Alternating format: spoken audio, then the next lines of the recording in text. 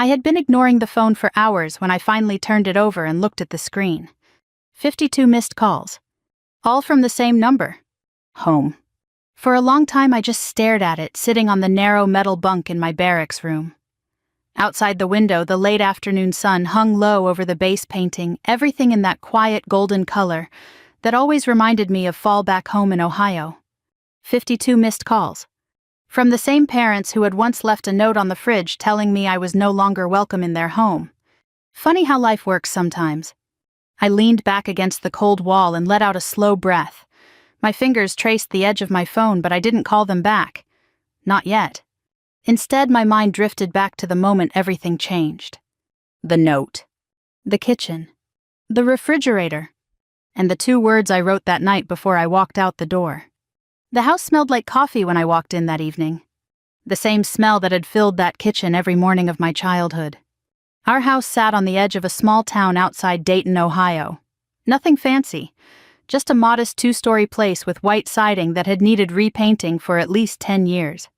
My dad used to say he'd get around to it one of these summers. But summers kept passing. When I pushed the front door open that evening, the house felt unusually quiet. My duffel bag slid off my shoulder and hit the floor with a soft thud. Mom, I called. No answer. Dad. Still nothing.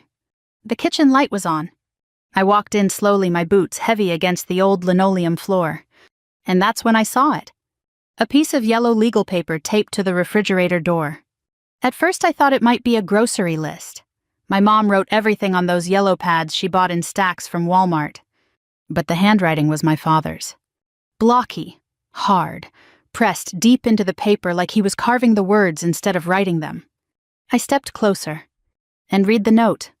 You're a disgrace to this family. Pack and don't come back. The room suddenly felt smaller. For a few seconds I just stood there staring at the words.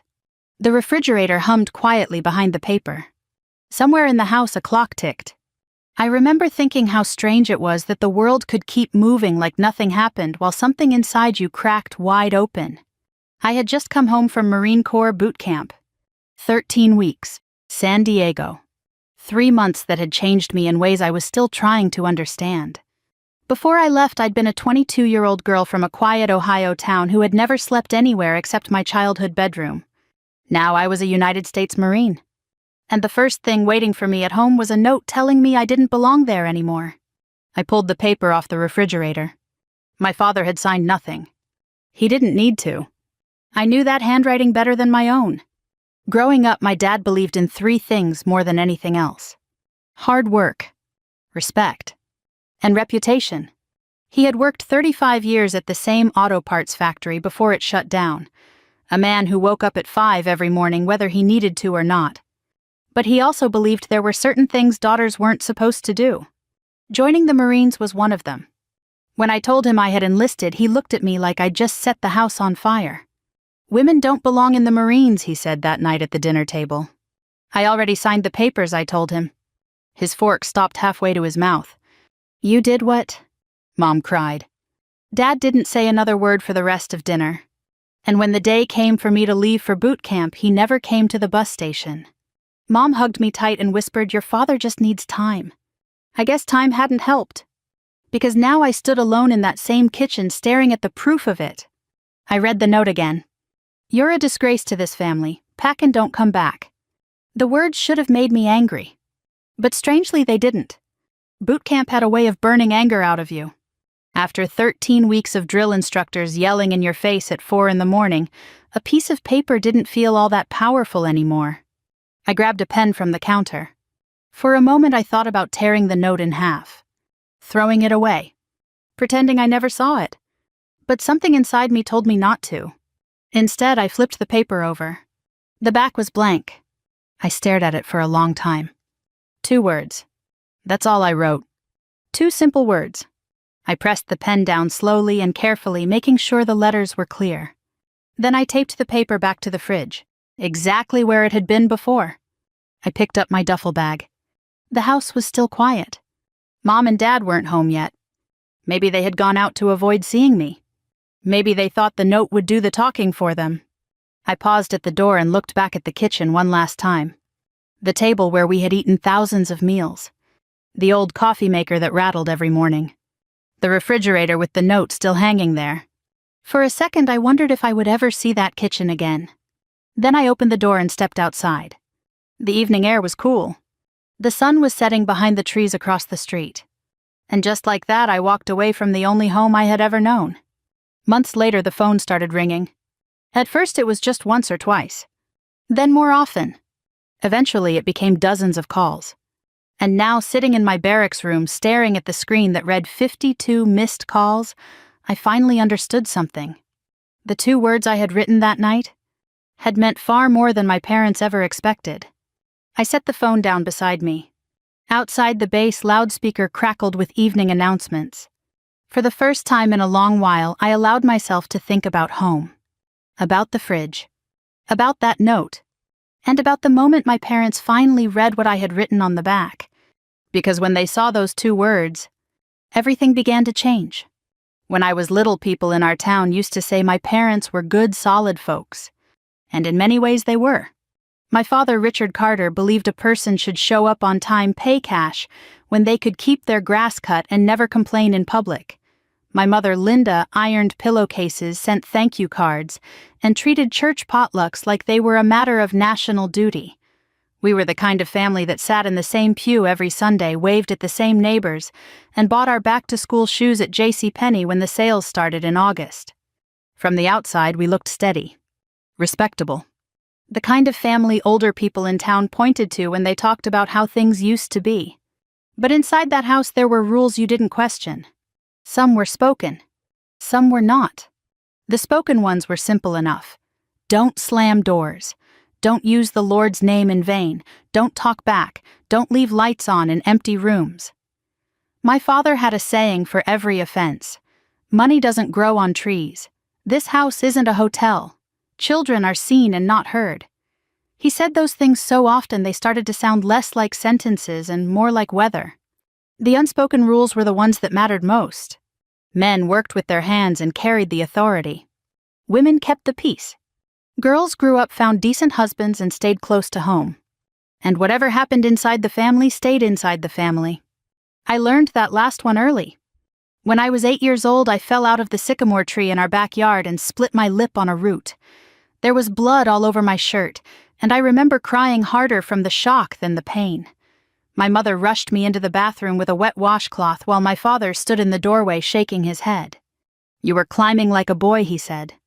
I still remember the sting of peroxide on my lip and the deeper sting of those words. Not because they were cruel by the standards of that time and place, but because they told me something important.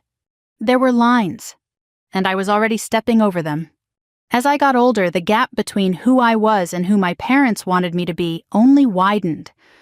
Other girls in school talked about homecoming dresses and future weddings, and what colors they might paint their first kitchens someday. I nodded along because that was what girls were expected to do where I came from, but none of it stirred anything in me. What stirred something in me was discipline, purpose, service. I liked structure. I liked challenge. I liked the feeling that something bigger than comfort might be worth giving your life to. I didn't have words for that when I was young. I just knew I felt restless.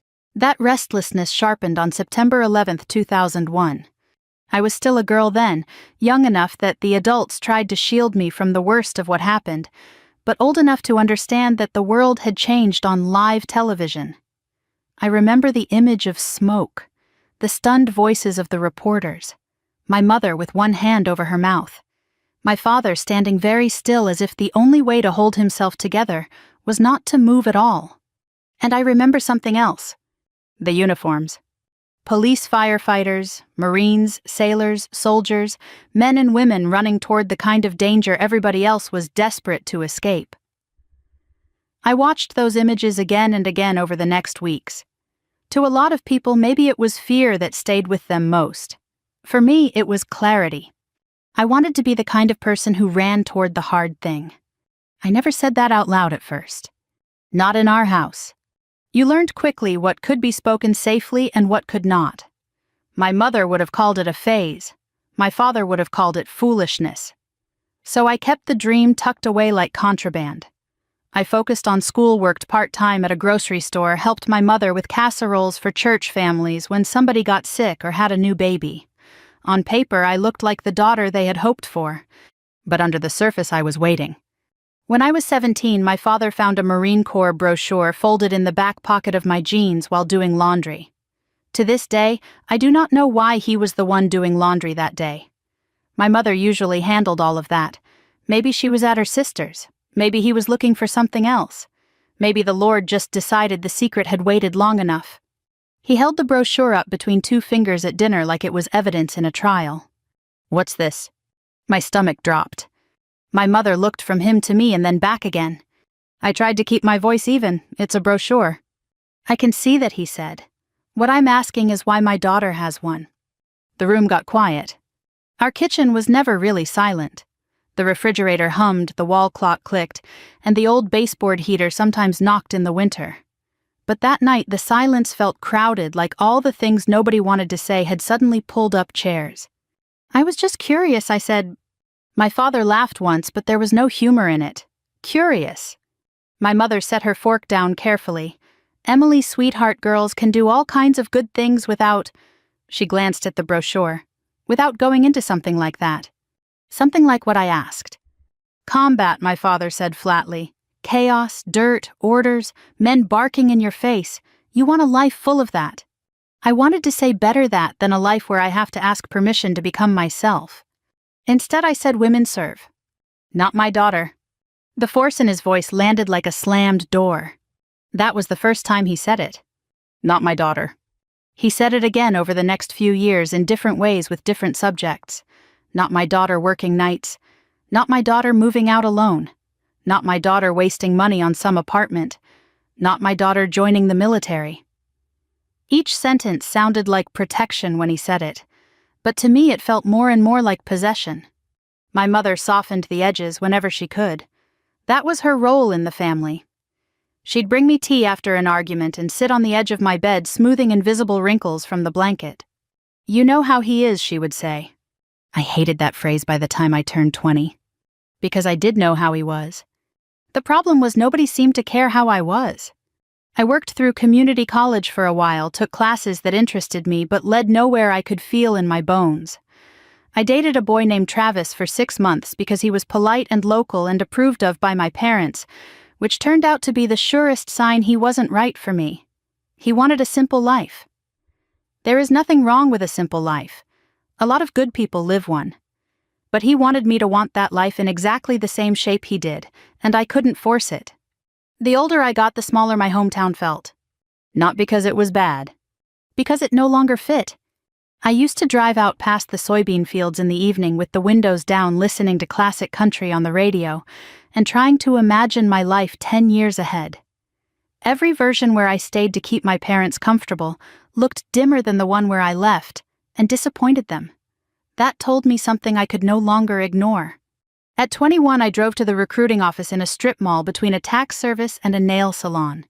I sat in the parking lot for 10 minutes before I could make myself open the car door. My palms were sweating, my heart was pounding so hard I could hear it. Not because I was afraid of the Marines. Because I knew that once I stepped inside, the life my parents had planned for me would begin to slip out of their hands. The recruiter was a gunnery sergeant with tired eyes and a patient voice. He didn't sell me a fantasy. He didn't promise glory. He asked direct questions and waited for honest answers. "Why the Marines?" I surprised myself by answering without hesitation. "Because I want to earn something no one can hand me." He studied me for a moment, then nodded. That was the beginning. Not the note on the fridge. Not the missed calls. Not even boot camp. The beginning was a young woman in a small Ohio strip mall finally choosing her own future, even though she knew the people who raised her might never forgive her for it. And maybe deep down I knew something else too. That one day they would have to face the daughter they tried so hard not to see. The first thing they took from me at boot camp was time. Not literally, of course. The clocks were still there. The sun still rose over San Diego every morning whether we were ready for it or not. But from the moment those yellow footprints came into view, time stopped belonging to me. It belonged to the Corps. It belonged to the drill instructors. It belonged to the schedule, the formation, the next shouted order, the next impossible expectation. I had thought I understood hard work before boot camp. I had grown up with a father who measured people by how early they got up and how little they complained. I had worked double shifts at the grocery store during holidays. I had hauled feed bags on my uncle's property one summer just to prove I could. None of that prepared me for Marine Corps boot camp. The bus ride from the airport had been quiet in that unnatural way people get quiet when fear has moved in and unpacked its bags. Every woman on that bus was trying not to look nervous. We sat stiff, staring ahead, each pretending she knew exactly what she had signed up for. Then the bus doors opened, and the yelling started. Not angry yelling, not exactly. More like a storm with a human voice. Orders came at us before our feet even hit the pavement. Move, stand here, face forward, faster, louder, wrong, fix it, again. The world narrowed fast. There was no Emily from Ohio anymore. No daughter, no church pew, no family arguments, no safe little bedroom with the pale blue curtains my mother had sewn when I was 12. There was only this moment, this demand, this breath, this mistake, this correction. I remember lying awake that first night, exhausted beyond reason, staring up at the rack above me and thinking, "You have made the biggest mistake of your life." Then morning came at what felt like the middle of the night, and I was too busy surviving to think that thought again. The days settled into a pattern that didn't feel like a pattern at the time because it was all so relentless. Revel before dawn. Making the rack so tightly and neatly that one wrinkle felt like a moral failure. Moving everywhere fast. Learning when to speak, how to stand, how to hold yourself, how to become part of a unit without disappearing inside it. I had never been around women from so many different places before. New York, Texas, Georgia, Arizona, Michigan. Women with sharp city voices and women with soft country accents. Women who had grown up poor, women who had gone to college. Women escaping bad homes, women following family tradition, women trying to outrun grief, boredom, or themselves. At first we were just strangers under pressure. Then pressure did what pressure often does. It showed us who we were. One recruit cried silently every night for the first 2 weeks, and still outperformed half the platoon on the obstacle course. Another talked tough and acted fearless until the first rifle qualification week broke her confidence clean in half. A quiet woman from Tennessee, old soul in a young face, became the person everybody trusted when things got bad. You learned quickly not to judge people by the wrong moments. That included yourself. I made mistakes, plenty of them. I moved too slowly. I answered too softly. I got corrected for the angle of my chin, the speed of my pivot, the way I folded my gear, the way I breathed too visibly after a run. There were mornings when my muscles hurt so badly I had to talk myself through the simple act of standing up.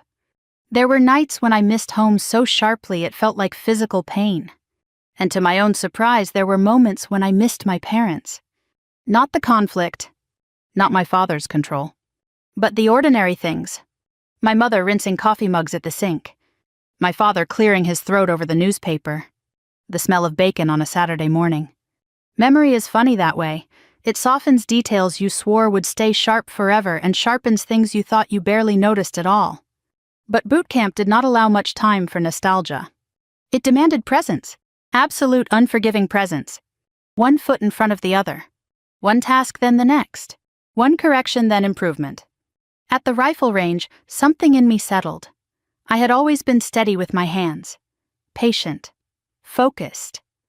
While others fought nerves, I found calm in the repetition of breathing, aiming, adjusting. It wasn't about aggression.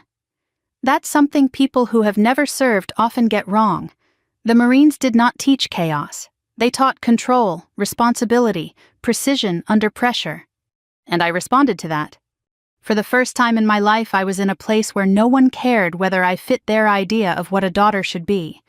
They cared whether I could perform, whether I could endure, whether I could be trusted not to quit when quitting would be easier. That changed me. Not all at once. Not in some movie montage kind of way. Real change is quieter than that. It happens one hard day at a time until you look up and realize the person who arrived is not the person standing here now. There was one morning in particular I still think about.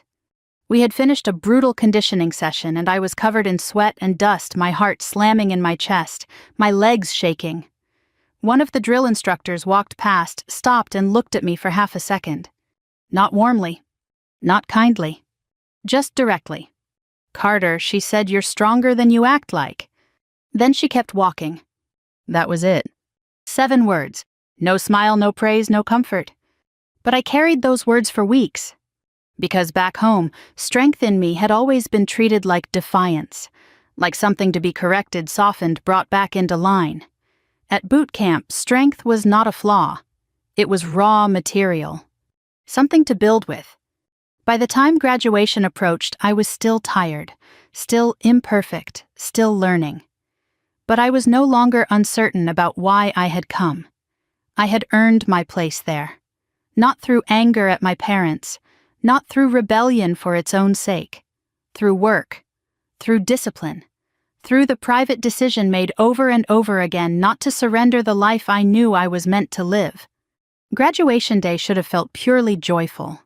In some ways it did. The band, the flags, the pride in seeing our platoon move with a unity we had once lacked completely. Families sat in the stands, waving, crying, calling out names when the rules allowed it. Around me, women scanned the crowd for their mothers, fathers, husbands, brothers. I scanned too, even though I knew better. My mother had written twice during boot camp, careful little letters full of weather updates, church news, and cautious encouragement. My father had written nothing.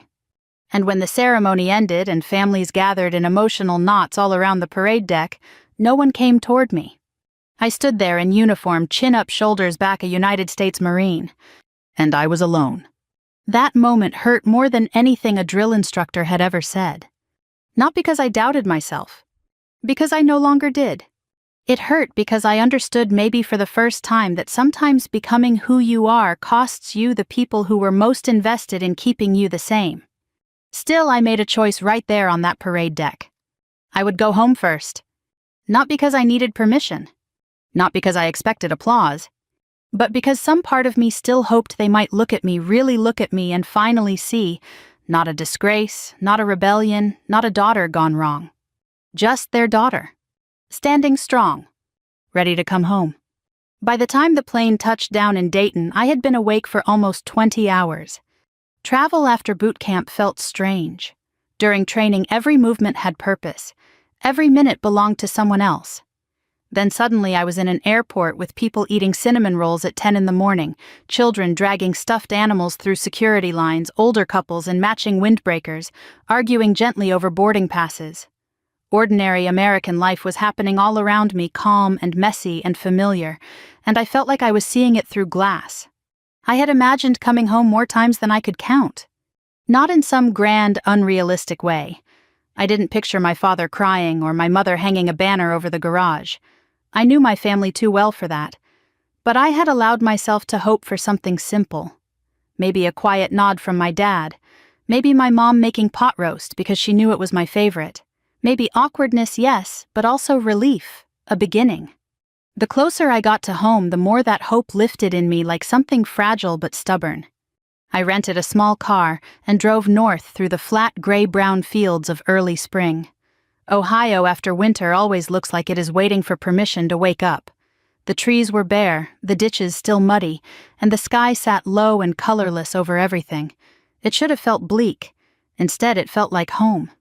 I passed the gas station where I used to buy coffee before community college classes, the diner where my mother liked the chicken salad plate, the high school football field, where half the town still gathered on Friday nights every fall, as if time had politely stopped there. All of it was so familiar that it made my chest ache. When I turned onto our street, I slowed down. Mrs. Hanley from next door was out on her porch, sweeping winter grit from the boards. She looked up, squinted, and then lifted a hand. Her mouth opened in surprise when she saw me in uniform, but I only gave a small wave and kept driving. I wasn't ready for anyone else's reaction until I knew my parents. The house looked exactly the same. White siding still overdue for paint. Blue shutters slightly crooked. My father's old pickup in the driveway. For a second I smiled. The truck being there meant he was home. It meant I wouldn't have to wonder whether he'd avoided me. I parked, grabbed my duffel, and walked up the front steps. No one opened the door. No footsteps hurried down the hallway. I let myself in. The stillness hit me first. Not peaceful stillness, empty stillness. The kind that makes every small sound feel too loud. Mom, nothing. Dad, nothing again. My duffel slid from my shoulder onto the floor. I noticed little things automatically the way people do when they've been away and are measuring change without meaning to. The basket of mail on the hall table was fuller than usual. My mother's cardigan was draped over the banister. My father's work boots sat by the back door, mud dried along the sides. So they had been home. Or had meant to be. The kitchen light was on. I walked toward it with that hope still alive inside me, though smaller now. Maybe they had stepped out. Maybe there was dinner in the oven. Maybe there would be one uncomfortable human conversation that could start setting things right. Then I saw the note taped to the refrigerator. Yellow legal paper. My father's handwriting. I knew what it said before I was close enough to read it. I don't know how to explain that except to say that when you grow up with someone's anger, you learn the shape of it from a distance. I moved closer anyway. And read the words. You're a disgrace to this family. Pack and don't come back. There are moments in life when your body understands something before your mind does. My stomach turned cold. My face flushed hot. My hands went still. For several seconds I just stood there looking at the note while the refrigerator hummed under it, patient and indifferent. I wish I could tell you I cried. A younger version of me might have. But boot camp had taught me to meet pain without immediately collapsing under it. Not because I was hard-hearted, because sometimes staying upright is the only dignity left to you. So I stayed upright. I read the note again slower. You're a disgrace to this family. That line was my father speaking from the deepest part of himself, the part that feared the judgment of neighbors more than the quiet suffering of people under his own roof. In our town, family was reputation. Reputation was survival. He had spent his whole life believing that respectability could protect you from shame, poverty, uncertainty, maybe even grief. And now his daughter had enlisted in the Marines against his wishes, in full view of everyone. To him, I hadn't just disobeyed. I had exposed him. Pack and don't come back. That line hurt for a different reason. Because my mother had let it stay on that refrigerator. Whether she agreed with it or not, she had not taken it down. I leaned one hand against the counter and looked around the kitchen. The dish towel on the oven handle. The ceramic rooster cookie jar my mother had kept since before I was born. The little stain on the wallpaper near the light switch where a tea kettle had once boiled over. So much ordinary life in that room. So many years. And somehow all of it had narrowed down to one sheet of paper telling me I no longer belonged there. I don't know how long I stood there before I noticed the pen. It was lying beside the phone base on the counter. My father's pen, the heavy blue one he used for bills and insurance forms and every other serious thing. He liked pens that left a hard line on the page. I picked it up. Part of me wanted to crumple the note and toss it in the trash. Part of me wanted to march out, find them wherever they were, and demand they say those words to my face. But another part of me, the stronger, steadier part the Marines had helped shape, understood something important in that moment. Real revenge doesn't always look like shouting. Sometimes it looks like leaving people alone with the consequences of what they chose. I peeled the tape loose, careful not to tear the page. Turned it over. The back was blank. My hand trembled once, then steadied. I thought about everything I might say. I thought about writing, "I'm still your daughter." I thought about writing, "One day you'll regret this." I thought about writing, "You were wrong about me." All of those would have been true. None of them were what I wrote. Because in that moment I didn't want to beg to be understood. I wanted to tell the truth as plainly as possible. 2 words. That was all. I wrote them slowly, pressing hard enough to leave the impression through the paper. I enlisted. Not I enlisted anyway. Not I enlisted without you. Not I enlisted and I'm sorry. Just the truth. A fact they could not argue with. A decision already made. A life already underway. Those 2 words meant more than joining the Marines. They meant I chose my path. I did not ask permission. I am not waiting for your blessing to become who I am. I taped the note back onto the refrigerator exactly where I had found it. Then I went upstairs. My bedroom looked smaller than I remembered. The quilt my grandmother had made still lay folded at the foot of the bed. A few framed pictures were turned face down on the dresser. My closet door stood open. For one terrible second I wondered if they had already packed my things for me. But they hadn't, not yet. So I packed for myself. Jeans, sweaters, the photo of my late grandfather in his Korean War uniform, my high school yearbook, the Bible my grandmother had given me when I turned 16. I moved carefully not because I wasn't hurt, but because I was. Hurt makes some people sloppy. It makes others precise. I was precise. When I zipped the duffel shut, I looked around the room one last time. So many versions of me had lived there, child, teenager, dutiful daughter, restless young woman counting the miles to elsewhere. I felt grief, yes. But beneath the grief, there was something else too. Certainty. I carried the bag downstairs, set the house key on the kitchen table, and stood for a moment facing the refrigerator. The note hung there, my father's words on one side, mine on the other. A whole war between generations folded into one piece of paper. Then I walked out. I did not slam the door. I did not leave a message. I got in my car, drove to a motel off the interstate, and paid cash for a room that smelled faintly of bleach and old heat. I sat on the edge of the bed in my uniform and waited for the shaking to start. It never really did. Instead, hours later, my phone lit up. Home. I let it ring. Then again. Home. And again. By the time the calls began to pile up, I understood that my parents had finally come back, seen the note, turned it over, and read the 2 words I had written. And for the first time in my life, they were the ones left standing in the kitchen with no control over what happened next. For the first few weeks after I left that house, the calls came almost every day. At first they were short. Just 1 ring.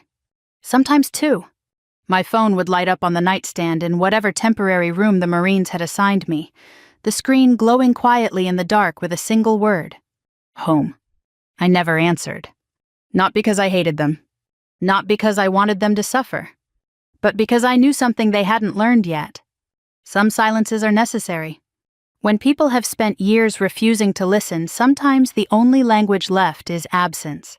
Life on base moved forward the way military life always does, steady, structured, and largely indifferent to whatever storms were happening in your personal world. That was one of the things I had come to appreciate about it. The Marines didn't ask what your father thought of your career choices. They didn't care whether your neighbors approved. They cared whether you showed up ready, whether you did your job, whether the person next to you could trust you when things got hard. And things did get hard. About 3 months after I left Ohio, our unit received orders for a humanitarian deployment to Central America. A massive storm system had stalled over the region and caused catastrophic flooding across several rural areas. Roads had washed away. Homes had collapsed. Entire communities had been cut off. The mission wasn't combat. It was rescue, relief, recovery. The kind of work that rarely makes headlines but changes lives just the same. We landed on a humid morning that smelled like mud and diesel fuel. Helicopters thumped overhead in steady rotations, ferrying supplies and personnel between makeshift landing zones, carved out of school fields and damaged roads. Everywhere you looked, there were people working, local volunteers, aid workers, Marines, engineers, everyone trying to push back against the chaos the storm had left behind. Within hours, my boots were coated in red clay. Within a day, my uniform smelled permanently of river water and sweat. And within 2 days, I had seen more devastation than most people in my hometown would ever imagine. Houses broken open like toy boxes. Cars stacked against bridges by the current. Families standing beside what used to be their kitchens or bedrooms or living rooms, holding whatever pieces of their lives they had managed to carry out before the water rose. One afternoon, our team was assigned to help evacuate residents from a flooded neighborhood outside a small town near the mountains. The river had overflowed overnight, and several streets were now waist-deep in water. The current wasn't strong enough to sweep you away, but it carried debris, branches, broken fencing, chunks of roofing that could knock a person off balance if they weren't careful. We moved slowly, checking houses one by one. "Marines," someone shouted from a porch as we approached. "Over here!" A woman stood at the top of 3 concrete steps holding a baby wrapped in a towel. Behind her, 2 older children clung to the doorway, their eyes wide. "Water's still rising," one of the sergeants said quietly. We waded up to the porch. The baby couldn't have been more than a few months old.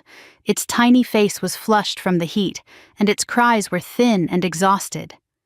The woman kept apologizing in broken English, as if the flood had somehow been her fault. "You're okay," I told her. "We've got you." "One of the Marines took the older kids." I took the baby. It felt impossibly small in my arms. Light. Fragile. Trusting. As we moved through the water toward the waiting transport truck, the child's cries softened into little hiccuping breaths. I remember thinking how strange it was that the same hands that had spent months learning to fire a rifle were now holding someone's entire world in the crook of an elbow. War teaches strength, but service teaches something else. Responsibility. Over the next several days, the work continued without pause.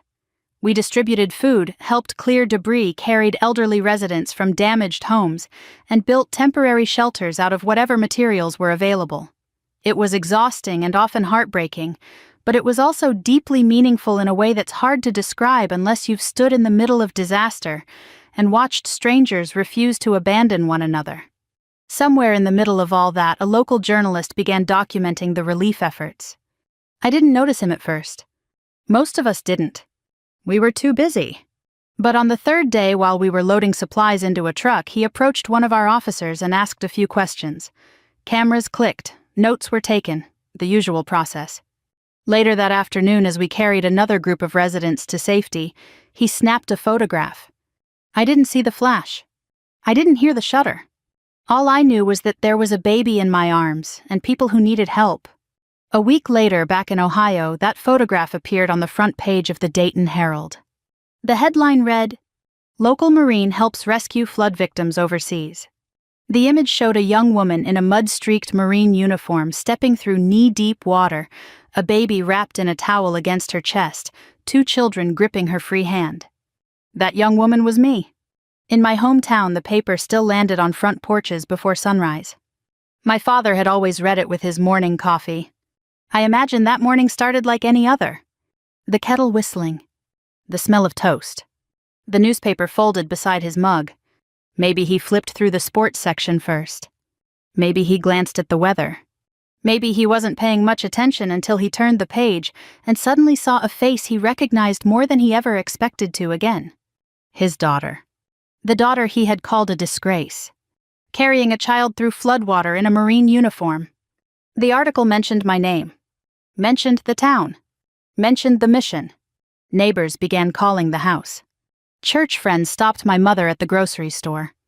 People said things like, "You must be proud." I don't know what my father said in response.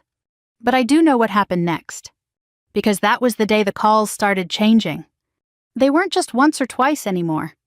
They came morning and night. They came again and again. My phone would buzz on the metal desk in my barracks room, lighting up the quiet space with the same word every time. Home.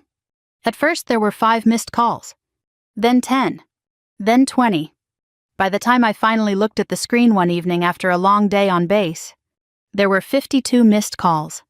And for the first time since I walked out of that house, I began to wonder if the 2 words I had written on the back of that note had finally done something my parents never expected. They had forced my father to see his daughter. Not as a rebellion, not as a disgrace, but as someone he no longer understood and might have been terribly wrong about. For a long time I let the phone ring. Not out of cruelty, not even out of pride, mostly out of caution. There are moments in life when one conversation can either begin healing or reopen wounds that have barely started to close. And I knew my family well enough to understand that my father was not a man who apologized easily. The Marines had taught me patience. They had also taught me timing. So I waited. The missed calls continued to grow. Sometimes they came early in the morning, sometimes late at night. Once during a long training exercise, I returned to my locker and found 12 new missed calls in a single afternoon. Always the same number. Home. I imagined my mother pacing the kitchen with the cordless phone in her hand, glancing toward the refrigerator every time it rang. I imagined my father sitting at the table pretending not to listen while she dialed again. But imagination only goes so far.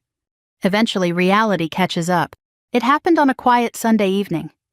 I had just returned to my barracks after a long day of field training.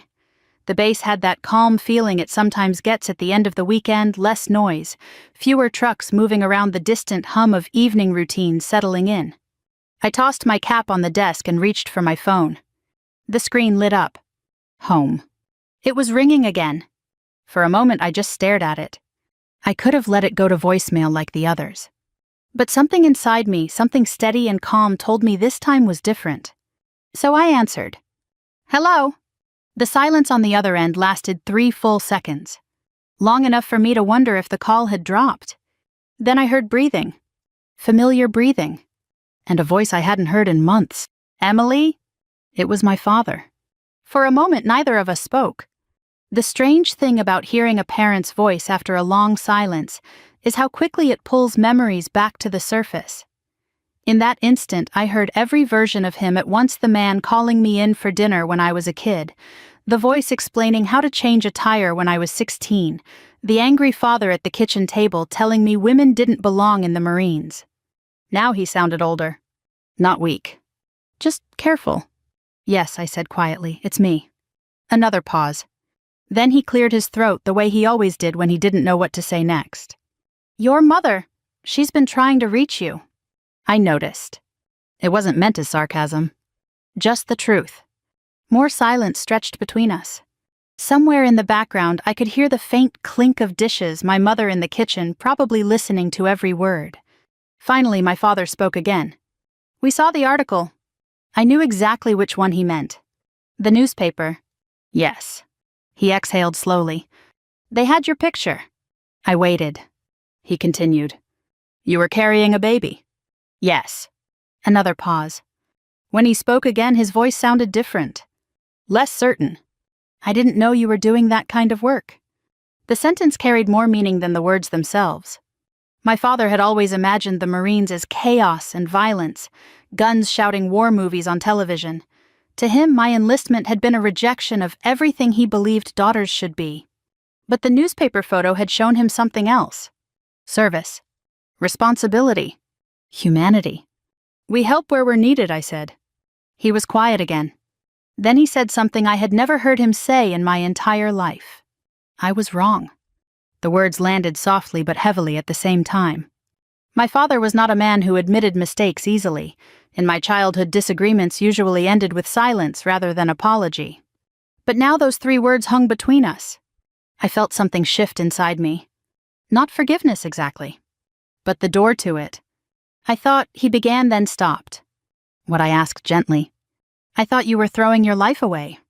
His voice cracked slightly. I thought the Marines would take you somewhere dangerous and break you. I leaned back against the wall beside my desk. They did take me somewhere dangerous, I said. Another pause. But they didn't break me. I could hear my mother whispering something in the background. My father lowered his voice. Your mother wants to talk to you. Before I could respond, the phone rustled as it changed hands. Then I heard her. Oh, Emily. Just those 2 words. And then she started crying. Not loud crying. Quiet crying. The kind that carries months of regret inside it. I'm so sorry, she whispered. I should have stopped him. I should have taken that note down. I closed my eyes. Hearing her say it made the memory of that kitchen feel suddenly closer. You were always strong, she continued. I just didn't understand what that strength meant. It's okay, I said softly. No, she said, it wasn't. There was a long moment where neither of us spoke. Then she said something that surprised me. The whole town has been talking about you. That must be strange, I said. For your father especially. In the background, I heard him mutter something that sounded like, I can hear you, Linda. For the first time in the conversation, I smiled. Then my mother said quietly, your dad hung that newspaper clipping on the wall. That caught my attention. Where? In the kitchen. Right beside the refrigerator. The same place where the note had been. I imagined the scene. The yellow legal paper gone. The photograph in its place. Mud on my boots. A baby in my arms. A daughter my parents were finally beginning to see. Emily, my father's voice returned to the phone. Yes. He took a breath. You don't have to answer now, but... His voice softened in a way I had never heard before. Would you ever consider coming home for a visit? The question sat quietly between us. Months earlier, that house had rejected me. Now the door was opening again. I looked out the small window of the barracks room. The sky was turning deep blue as evening settled across the base. Maybe I said, and for the first time since the night I walked away from the kitchen, home didn't feel like a closed door anymore. A year passed before I walked back into that kitchen. Life in the Marines has a way of measuring time differently than the civilian world. Months go by in training rotations, deployments, field exercises, and assignments. Holidays sometimes arrive quietly in the middle of a work schedule. Birthdays come and go with little ceremony. But some dates stay with you. The day you enlist. The day you graduate. The day a phone call changes everything. And the day you decide it might be time to go home. My leave request had been approved in early October. Autumn was already settling across Ohio by the time my plane landed again in Dayton. The trees were turning gold and red along the highway, and the air carried that crisp smell that always reminds people of football games and apple orchards. As I drove the rental car toward my hometown, I noticed something strange. I wasn't nervous. A year earlier, that same road had felt heavy with uncertainty. I had been carrying hope, fear, anger, and heartbreak all tangled together. Now there was only calm. Not because everything had been fixed, but because time had softened the sharpest edges. My parents and I had spoken several times since that first phone call. None of the conversations were dramatic. There were no speeches, no sudden miracles, just small talks that gradually grew longer. My mother asked about the base. My father asked careful questions about my work. Neither of them tried to pretend the past hadn't happened. And neither did I. Healing, I've learned, rarely comes all at once. It comes in small, honest moments. When I turned onto our street again, the neighborhood looked almost exactly as it always had. Mrs. Hanley's porch was decorated with pumpkins now. A group of kids rode bicycles down the sidewalk, their laughter carrying through the cool air. My father's pickup truck was still in the driveway. Some things don't change. I parked at the curb and sat there for a moment looking at the house. The paint still needed work. The shutters were still crooked. But the place didn't feel hostile anymore. Just familiar. I stepped out of the car and walked up the front steps. This time, before I even reached the door, it opened. My mother stood there. For a second, we just looked at each other. Then she wrapped her arms around me. "Oh, Emily." She held on tightly the way people do when they've been afraid something might never come back. I hugged her back just as firmly. "You're thinner," she said, stepping back and studying my face. "You're the one who used to feed me," I said with a smile. She laughed softly through her tears. "Come inside." The house smelled exactly the same. Coffee, old wood, and something warm cooking in the oven. I stepped into the kitchen. My father stood beside the table. For a moment he looked unsure of what to do with his hands. Then he did something that would have shocked the younger version of me. He stepped forward and hugged me. My father had never been a man who hugged much, but this time the gesture was quiet and sincere. "It's good to see you," he said. "You too, Dad." We pulled apart awkwardly but warmly. Then my eyes moved toward the refrigerator. The place where the note had once hung. The yellow paper was gone. In its place was a framed newspaper clipping. The photo showed a Marine in muddy boots carrying a baby through floodwater. I walked closer and studied it. "You framed it," I said. My father cleared his throat. "Well, seemed like it deserved a place in the kitchen." I ran my fingers along the frame. "That note isn't here anymore," I said quietly. "No," he replied. He hesitated. "I took it down the same day we saw the article."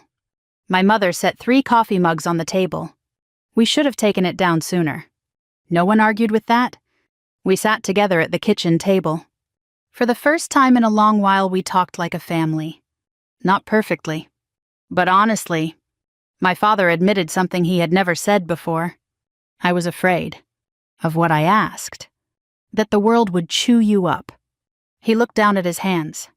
And that people would think I'd failed as a father. I nodded slowly. I was afraid too. Of what? That if I stayed here, I'd never become who I was supposed to be. The 3 of us sat quietly for a moment.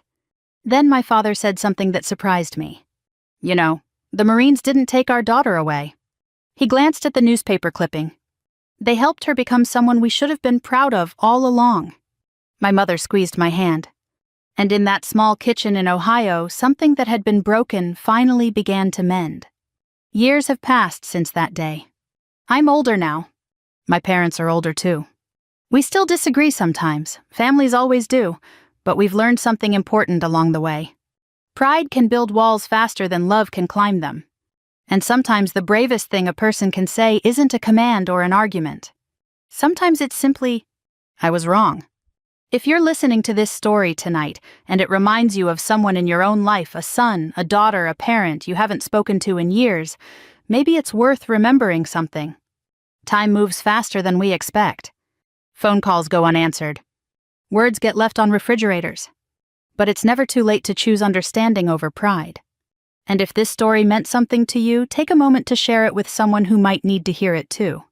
Stories like this remind us that families don't have to be perfect to find their way back to each other. Sometimes all it takes is one honest conversation. And maybe the courage to pick up the phone.